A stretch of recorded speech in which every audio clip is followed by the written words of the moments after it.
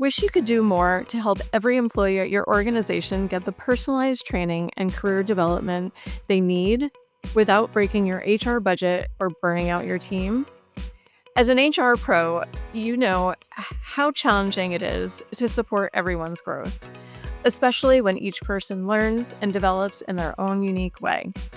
Now, imagine if your employees and managers had a smart assistant at their fingertips, helping them spot strengths, plot out their career paths, and find the right resources for the learning they need. That's the promise of AI coaching, giving workers the tools to make growth more personal, more impactful, and ideally, a lot easier for everyone. Welcome to Honest HR. I'm your host, Nicole Valina. Let's get honest.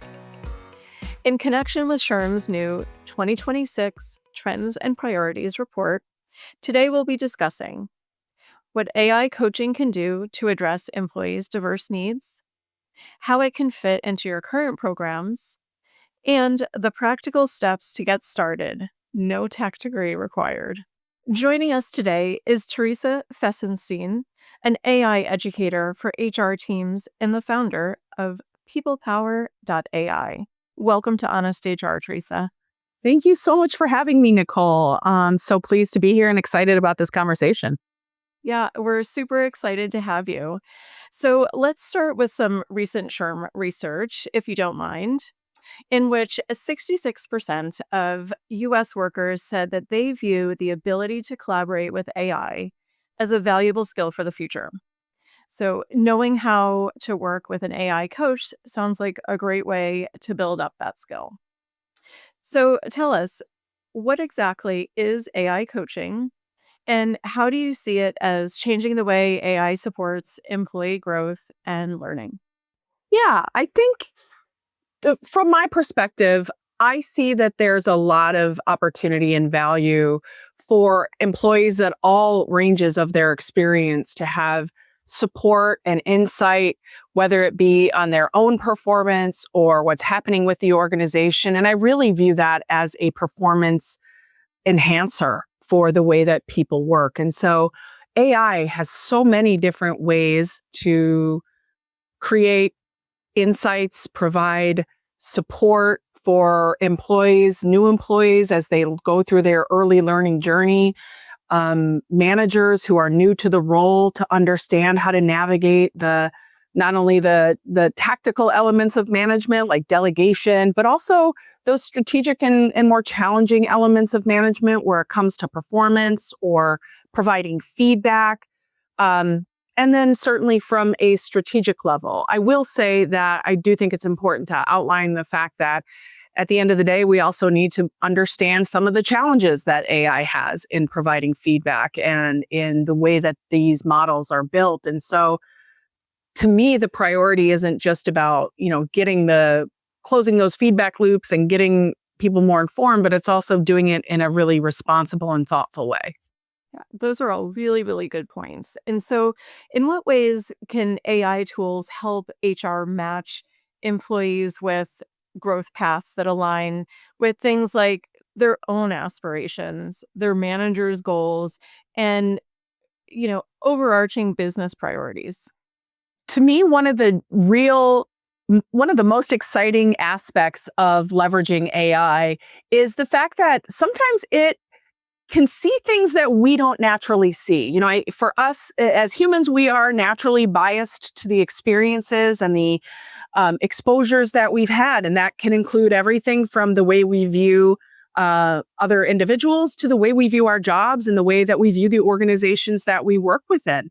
And so when we can leverage AI in a way through providing context around mission, vision, values, a great way for individuals to better understand perhaps how their jobs today and how their jobs over the next months and years align or don't align with what those organizational values are, can help create clarity, not only for them, but for their team members on ways that they can actually bring more value to the organization. I think that as workers, as employees, we all want to feel like we're contributing to the greater, goals of the organization. And sometimes I have found in my 25 plus year career in HR that people have the desire, but sometimes don't know the path. And where I believe HR or AI, HR teams can help using AI is the ability to build out, whether it's through super assistants that are what I call these custom tools, custom GPTs or gems or whatever tool you're using. Many of them have this context to build super assistants. Using something like that to ask questions or to get feedback or to prompt with a current challenge you're experiencing through the lens of organizational vision, mission, values is a really great way for people to contextualize their work while also taking into account some of the expectations and the driving criteria with which that business is built upon. Yeah. So you've kind of touched on this, and I'd love to expand, which is, how specifically can AI tools help HR teams do a better job of recognizing and supporting different learning styles and different life experiences among employees? Yeah, I think that's kind of a Pandora's box. So I'm going to take a step back from that question and say that, as a working practitioner in HR for over 25 years, I don't think there's an HR professional that I've ever met that doesn't want to do more to help employees figure out their own path and help with their own development. So to me, one of the biggest barriers to that opportunity has always been time and the sheer volume of boulders that HR leaders are having to climb over in the day-to-day work, from compliance to safety to engagement to culture building to connection to promotions. I just feel, and I've always felt, that the want tos on the HR side have always been overshadowed by the need tos. And so I say that because I think with AI, or the reality with AI, is that there are so many simple, low-hanging fruit workflows that can be simplified through the use of an artificial intelligence tool. That's kind of the first frame of it. Perfect example of that is I used to work with, within one of my most recent in-house roles, we had every month HR, part of our responsibility and something that we really enjoyed was helping build and connecting gathering sessions each month on different topics, whether it was for holidays or in-house organizational events. And what ends up happening, I found throughout the years, is this sort of regurgitation of year over year doing similar things, because it's really hard to ideate on new ideas. It's hard to get out of our box, if you will. And where AI can really support this effort is in a few ways. Number one, not just in the creative ideation, which generative AI is phenomenal with, but also, so now you may be having a different idea, a new creative way to build connection, but it can also help with putting together the entire strategy, the comms process, the checklist to get things done. And that whole year can be completed in 3-4 hours instead of 2 hours every month, repeatedly, month by month. And I think what I'm seeing with organizations, I do a lot of different workout sessions, from just baseline understanding to hackathons to learning labs, hands-on sessions, keynotes. And every time I'm having these conversations, I think what I'm seeing right now is this focus on where the low-hanging fruit is primarily, which I think is great, but getting managers and HR leaders to understand that there is more strategy that can be built in. Once we get that need to manual process done in a more automated, efficient way, that is, to me, the goal of AI. AI is a means to an end to get us to be able to do the culture building, the connectivity events, the focus on what is going to bring our talent feeling that they are truly thriving in their jobs. Because if we can accomplish that, if we can get not just engagement, but inspiration from our employees, that's where we start to unlock long-term retention, real value build, organizational knowledge that starts to transform our companies. But if we're always caught, just to give you an example, Nicole, I was having a conversation yesterday and we were talking about how so many companies, especially, it's not just the small, scrappy companies, it's big enterprise companies that are still doing so many things manually. If you're still find yourself manually doing engagement survey results, if you still find yourself manually doing your headcount reports, or at a company I worked with for a long time, we were doing performance reviews in Excel. Like, those are drudgery of processes that really inhibit our ability to support employees in a meaningful way. And so where AI steps in so beautifully is taking a lot of that manual kind of unseen labor at the early stage of process and allows us to focus our time, energy, and effort where it really gives upsized value to a company. Yeah, I really, really love that. So, as you think about personalizing growth, it's also essential, as you've pointed out quite a few times just in the few minutes that we've been chatting, is it's essential to keep human connection at the core of HR practices. And in that same SHRM research I mentioned earlier, for example, 74% of US workers agree AI should also serve as a complement to distinct human capabilities rather than a replacement. So, what are some ways HR teams can incorporate AI coaching into the performance management process so that people and human interaction remain front and center? So it's interesting. I was just working with uh, one of the members of my monthly cohort yesterday, and we were building out a tool which she would have typically used a PowerPoint presentation or an email in order to facilitate this communication.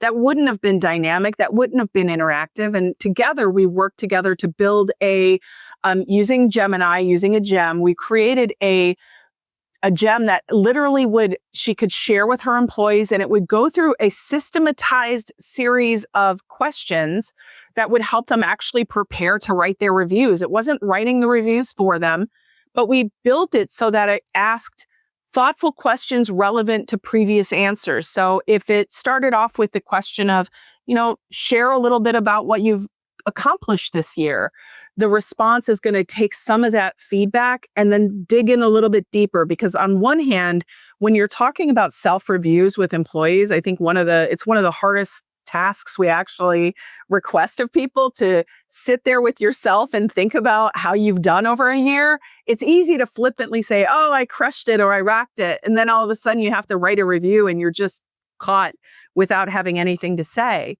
And so where I think AI is a really fascinating partner, number one, is on the self-appraisal side, where for yourself, create a file, create a project in ChatGPT, or create a conversation in Claude or a project in Claude, and use that to help you throughout your year to just share information, share projects, share some linkage between the project management tools you're using and these other tools through connection and automation, so that you can actually just augment your memory. Sometimes that's the hardest thing, right? Is just like, I remember what I did 2 months ago, but a year ago is just beyond. And if you're anything like me, midlife, menopausal, brain fog is real. It's going to take me a while to get back there.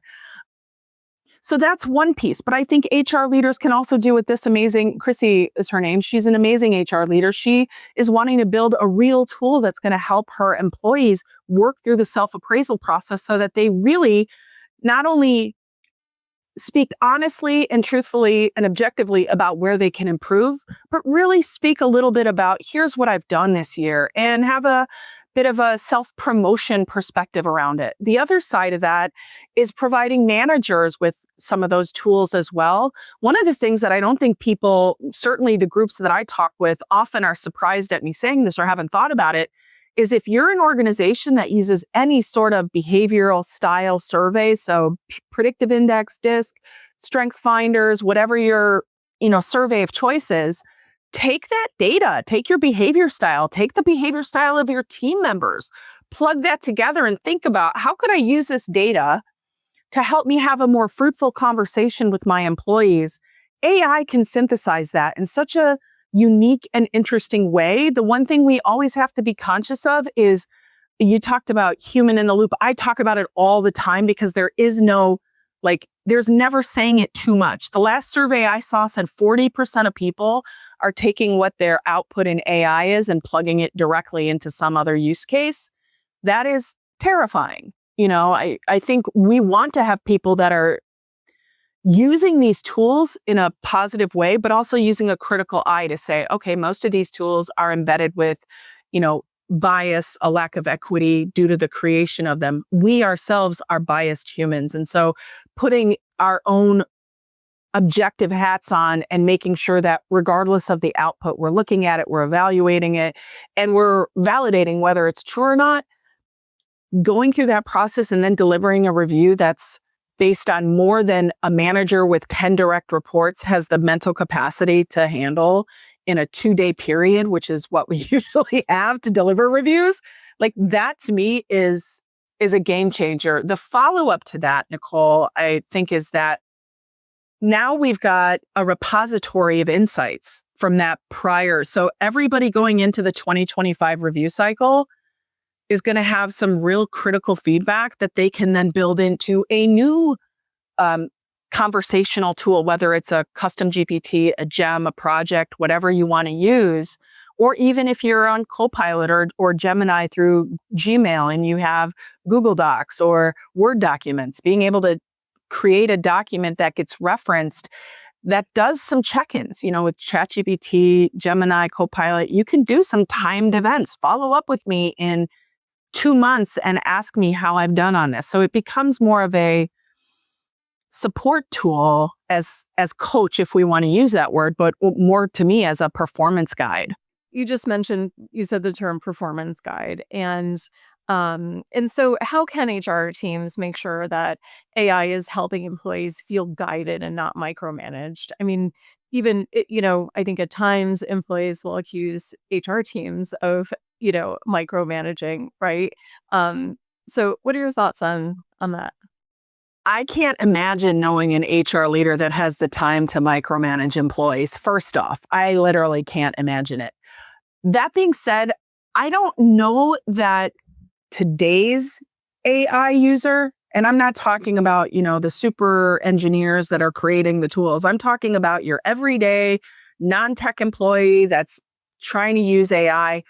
In my experience, and I'm just going to talk about the thousands of people that I've connected with and spoken with throughout this year doing the work that I do, I haven't seen that people are at this space where they feel like there's any sort of AI micromanagement. I think where most people present to me is still at the, oh, wow, I didn't know phase, or I'm using it for the 5% tasks, the vetting of an email or the rewriting of a document or building of a policy, or I have not had that experience. I don't know if maybe in the survey results that I didn't catch that's a challenge that people are feeling, like that AI is micromanaging them. I do think there's this really interesting relationship between this technology because of the advancement of natural language processing and the ability for these tools to express responses that sound very human. If we think about our day-to-day interactions, the only other space where we consistently type in a message and get a response like that is through text messaging, or through social media, where we know there's a human. We believe there's a human behind that conversation. And so what I find is a lot of people get frustrated with their AI tools, not quote unquote doing what they want them to do, and sort of lose sight of the fact that this is at the core of what these tools are. It is literally just math. It is numbers going into a system and predicting an outcome. I talk about this in my workshops a lot. It's like our words go in, those get tokenized, then worked into numbers, then it goes into the algorithm and it's neural networks all firing, and then it goes back into numbers, back into tokens, and it comes back out to us. And there's this journey that it goes on. And somewhere in that journey, I think because it's happening so fast, people forget that it is still just a machine. And so we have the opportunity, the in fact, the responsibility, if things are start to change, of whether we choose to use it or not. I say that in my sessions a lot. I'm like, I'm not here to convince you to love AI or to hate AI. I'm here to educate you so that you can make a valid choice on when and how you want to use it. So micromanagement from AI, I haven't heard of yet. I think it would be quite interesting if the technology gets to a place where, again, not including agentic AI, but AI generative just starts to act on its own. I think we would hear a lot more of that if that were the case today. Yeah. Yeah, I think we'll have to continue on a little longer. Yeah. I wouldn't mind AI micromanaging me some days, to be Oh honest. my gosh. I was talking as I was like, when is it going to start to be able to do the dishes and fold the laundry? Yes, That's please. what I'm like, for Yeah. not $40,000 in a robot. That's the part that micromanage away, clean up my kitchen, please. Exactly. Yeah. Yeah. We need, what was her name from the Jetsons? That's who we need. Yep. Yeah. I love it. So, well, let's dig into some real life scenarios that elaborate on the benefits of AI. I'll describe some situations, and I would love you to explain how an AI coach could support them. You ready? Okay, perfect. All right. So we've got Robert, who is a new college graduate who recently joined the company. He's eager to learn, but a little unsure where to start. How could AI coaching help him find the right resources and set early career goals? Oh my gosh, I'm loving this. Okay, so I also, by the way, I'm an adjunct professor. I teach undergraduates in AI and business and HR management. So this is right up my alley. I'm talking to my students right now about the tools that are available and how to leverage those tools. One of the tools that I honestly, if I worked back in house and when eventually I may go back in house, truly one of the decisions that will be on my shoulders is what kind of enterprise solutions or organizational solutions are teams using. Some tools are better than others, and for my money, I would require that I don't get paid by any tools. I am agnostic. I don't take money for recommending tools, but to me, one of the most amazing tools today is Notebook LM. And what I would have them do, it's free if you have a Gmail account. What I would have them do is I would take any of the documentation that outlines the organizational information. So I would ask for things like, can you send me information on your vision, mission, values? Can you share the handbook? Can I get this information? Is there any departmental overviews that I could have? Can I have product information, sales information, customer support, any of that kind of contextual information? And use artificial intelligence to quiz yourself on the organization. I think that's one of the challenges that new employees have is they sit in, and I've been there myself so many times, we sit in the balance of ego and curiosity, where I just got hired for this job. And especially when I was younger, I wanted to prove myself, damn it, right? I can do this job. I know everything I'm supposed to know. And when you're younger, you're afraid to sort of admit like, oh, I'm not really quite sure about this. And my students are that way. And I see that myself. So I think being able to use AI as a study buddy or as a coach partner that can, using some contextual information, really open your mind up to what's available or what your organization does, the questions that you could be asking that would get to the deeper information. Even taking it a step back, Nicole, use it for interviewing. What can you find out about the company? What questions should you be asking? One of the things I tell my students to do or give them the idea to do is upload these tools, ChatGPT, Copilot, Claude, Perplexity, upload these tools onto your cell phone and start a verbal conversation and just ask it to interview you for that job with that company. The best experience my students have had coming back to me and talking about how well prepared they felt for the interview based on that experience. Extend that concept into your work life. Today, almost all of us could probably benefit from taking our vision, mission, values for our company, plugging them into a Notebook LM or a ChatGPT, and creating a podcast about it, or flashcards, or a quiz, or something to help us communicate better and better understand not just the company itself, but I think that important connection I've been talking about since 2000 when I became, when I started running management training. The more you can connect the person's individual motivations to the job they have to do, that's magic. You start to create true curiosity and intention and connection, and that's what we all want. In fact, I would say, and I don't mean to change the question, but I would say HR leaders, if you're not already building these as a part of your onboarding strategy, this is a low-hanging fruit that could be done so fast. Create a different, gem or a different notebook or a different ChatGPT, whatever your tool of choice is, create a different one for each department. And every time you hire somebody into that department, give them access to it. Give them the chance to query confidentially so they can build up their confidence a little bit in those early stages of being in a new job or in a new promotion. Yeah. Yeah. So, I mean, one of the benefits that you've pointed out is clearly the opportunity to engage and personalize um, the employee's experience. And so, the next scenario that I wanted to raise to you, and, as you've brought up these really good ideas, I was kind of getting excited about it is, you know, Emily, who's a high performing individual contributor, wants to move into a management role, but doesn't have formal leadership experience. So, how could AI coaching help her build leadership skills and confidence? See, here I think is an example where we have to always keep in mind that it's not AI or this. It is a compilation of those two things.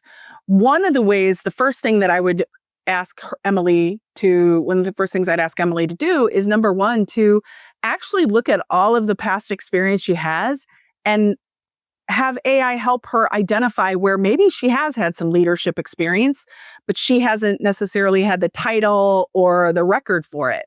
Oftentimes, people have these amazing experiences, but because they're in a non-business environment, it's like we don't respect them. My vision of the future of work looks quite different today than it did 5 years ago. My vision of the next 5 years is that companies start to shift from having all W-2 employees to having maybe 50% W-2s, maybe 70, maybe 30% 1099s, and maybe 20% AI support networks, right?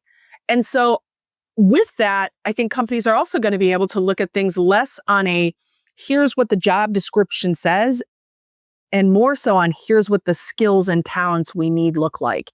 And so to me, Emily is in a perfect position to use a tool that can help her identify leadership skills that maybe she doesn't even realize she would position as leadership.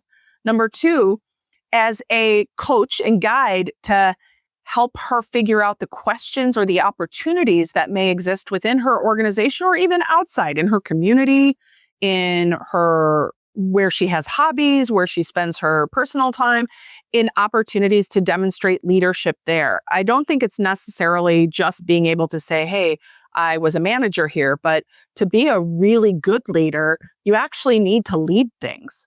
You need to have the experience of challenge and disruption and uncertainty and then work through those.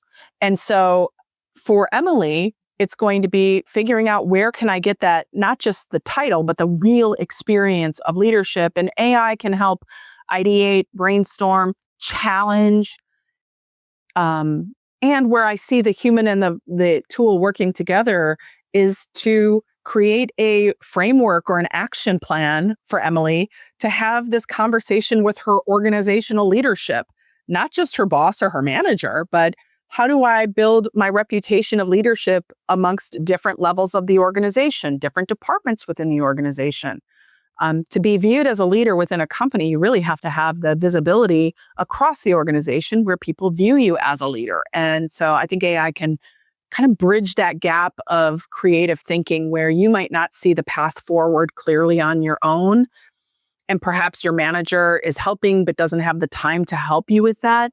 AI can be another lens with which to view potential and opportunity in a way that's really meaningful and could move the needle for Emily. Yeah, absolutely. You pointed out some really good um, ideas, whether you use it as a coach when, when a person isn't readily available to, very basic things like just keeping yourself organized, keeping your learning plan organized. So yeah, really, really, that was a really fun exercise, Teresa. So I wanted to shift our focus to some more practical concerns here that, maybe even some fears that HR teams may face. How should HR address ethical considerations? You touched on this earlier. Things like potential bias, privacy concerns when using an AI coaching approach to employee development. I don't even think it's a potential bias. It's been validated that bias exists in the tools that we're using. For the conversations that I have, I know I'm a broken record here, but it really does come down to human validation, that we shouldn't trust something just because it sounds really human. And we should recognize that in my opinion, we all have an impact on what the future of AI is going to look like. I talk in workshops about how do we personalize our tools in a way so that we make decisions about where our content goes. For me, I share my information. I allow it to use it for future training models, because one of the things I say a lot is that in the building of the initial models, there weren't a lot of people that looked like me, that were female, that were over the age of 50, that they weren't a part of that mix. If I can help create a different perspective based on the feedback I give the tools and the way that I use the tools, then that's a positive. But I always have to view AI through a lens of how it does have a tendency to bias towards white males, does have a tendency, if you go through, there was a big exercise going through LinkedIn about a year ago where people were putting in, based on what me, what would an image of me look like? And most of the women, myself included, ended up coming out like a white male, was what it envisioned me to be. There are ways that we can help do our own part to avoid that. When I run my settings or I build my prompts, I include language that, number one, says use a inclusive lens with which to respond to this question. I put that in my settings. Do not discriminate. Do not prioritize any gender, sex, age, ability, race in your responses. You can customize your tools in that way. The other thing I often tell it is, do not make up facts. If you do not know an answer, tell me you don't know. Those are simple prompt hacks that can result in better outputs. But I think the place where HR leaders really need to double down on this is with the partners that they work with. So recruitment and talent acquisition is a huge space. Obviously, Workday is going through a big legal battle right now. Others are going to be going through legal battles. And if HR leaders don't think that it's going to kind of navigate itself down to some of these other tools, especially if you're using tools that are AI first, new to the market. And believe me, I love a new tool. I talk about them every month in my AI Quick Clinics that I run for free at the end of each month.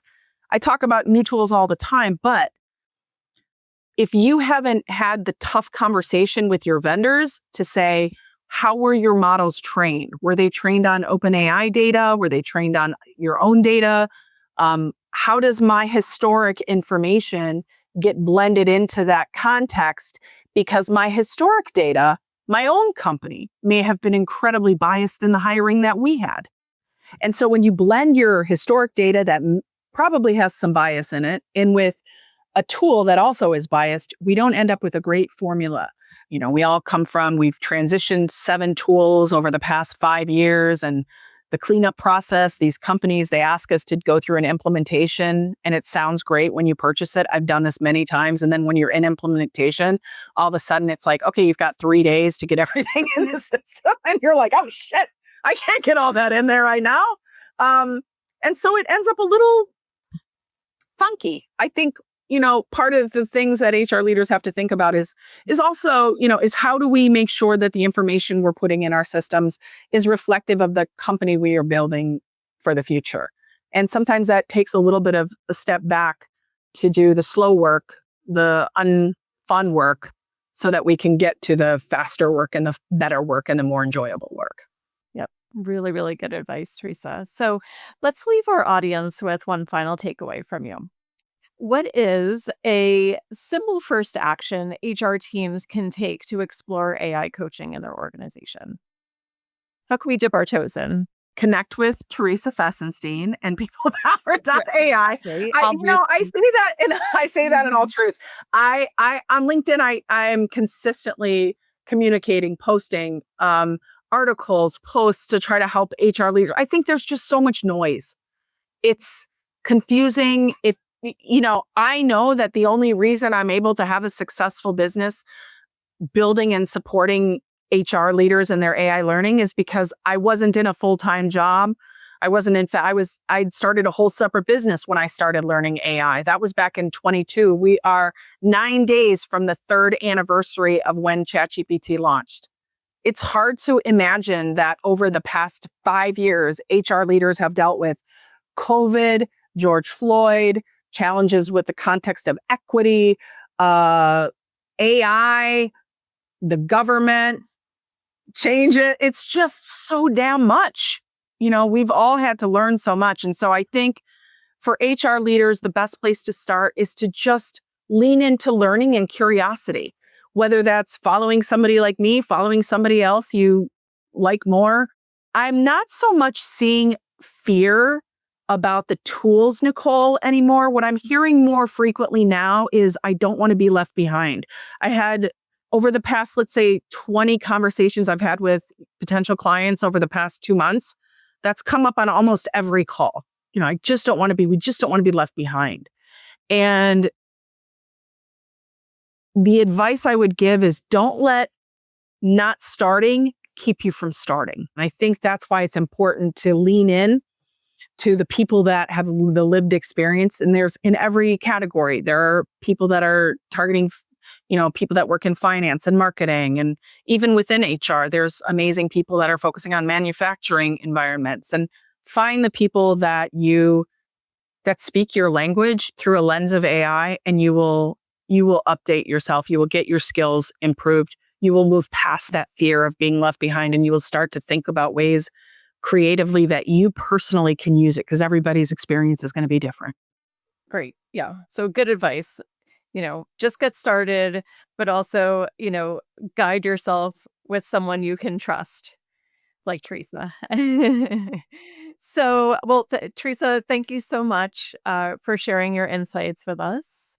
Absolutely. This was so fun, Nicole. Thank you. It's been a thoughtful conversation, and I appreciate those the most because it's a lot of change for us in HR over the past few years. And, if there's one thing that I know about HR leaders, myself included, we are a resilient and an agile bunch. And if we can just get past the we used to do it this way and realize that every few years going forward, there's just going to be some pretty significant change.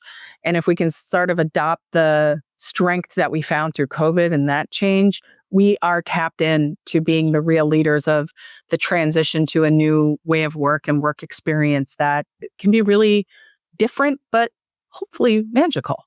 Yeah, really exciting, right? For sure. Well, thank you again. And that's going to do it for this week's episode of Honest HR. We will catch you next time. Hello, friends. We hope this week's episode gave you the candid tips and insights you need to keep growing and thriving in your career. Honest HR is part of HR Daily, the content series from SHRM that delivers a daily newsletter directly to your inbox, filled with all the latest HR news and research. Sign up at shrm.org/HR Daily. Plus, follow SHRM on social media for even more clips and stories. Like, share, and add to the comments. Because real change starts with real talk.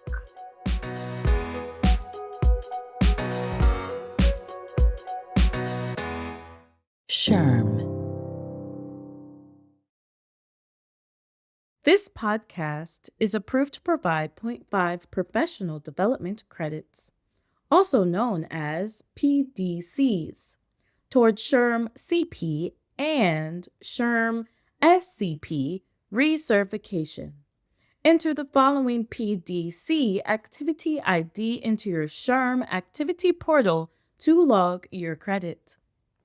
27NHXUR. Again, the code is 27NHXUR. This code expires January 1st, 2027.